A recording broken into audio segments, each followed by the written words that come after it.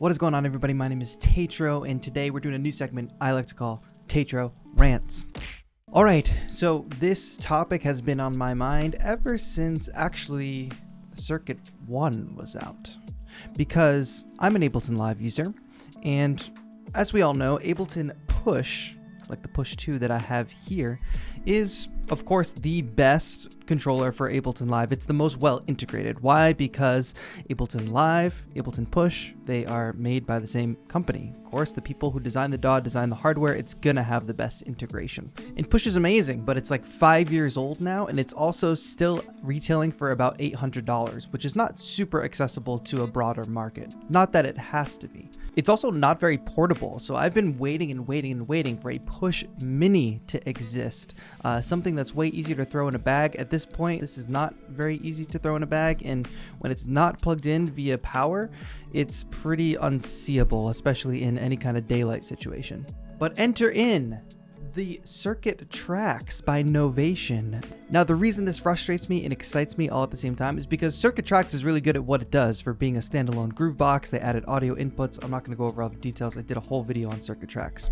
But Circuit Tracks just might be that Push Mini that we've all been waiting for. Let me explain. Well, first of all, on the aesthetic level, on the surface, they look like at least cousins, if not like siblings, right?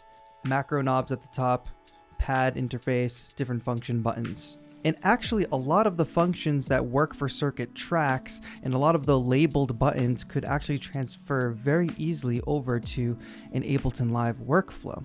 Think about the beauty of working with Ableton Push. You've got the record button, the play button, you can tap tempo, you can of course change your octave with playing notes, we'll get to that in a minute. You can scroll through different tracks and switch instruments on the fly. It's very easy. Most, if not all of that, could be applied here. We've got play and record. Could even use the same shift functions like turning on and off record quantize. We've got an effects button, so maybe these macros can switch from being, you know, the mixer for 8 tracks, and then you have pages of 8 tracks, and then effects button to switch over to send A, send B. Patterns mode could of course be session view in Ableton Live.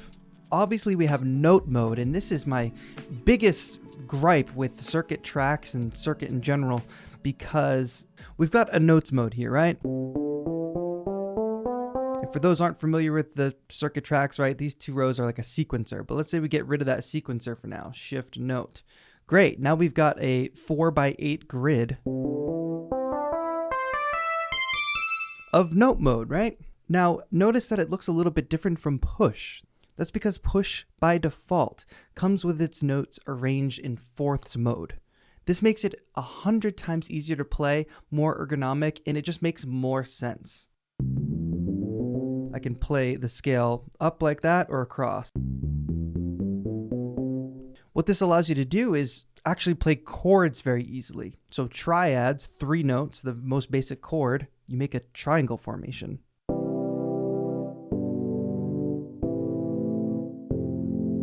To me, on a grid instrument, this is hands down the best note arrangement mode, fourths mode. Unfortunately, on Circuit Tracks, forget about Ableton integration, live integration, all that. Let's just talk about using Circuit Tracks on its own for what it was meant to do. I don't have the option to change the note arrangement to fourths, as far as I know. Correct me if I'm wrong in the comments. Instead, I get this note arrangement, basically just octaves going across. But how annoying is that to play chords? Like, if I want to play chords with this note arrangement, great, that 1 chord is super easy to play. You just evenly space your fingers. 2 even better, 3 same thing, 4, but then once we get to 5, we have to do this very awkward crossover up the grid.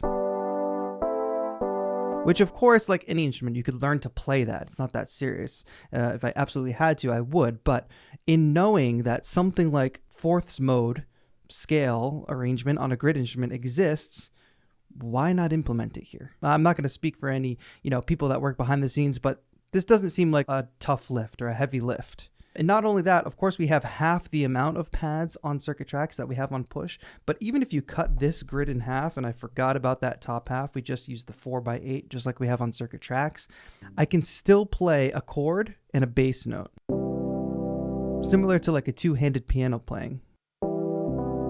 can even play a nice 7th chord here.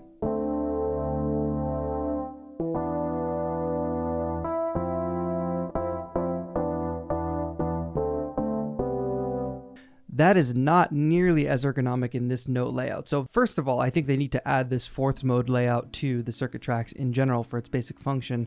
But then, why are we not getting the DAW integration that could totally transform circuit tracks into a push mini?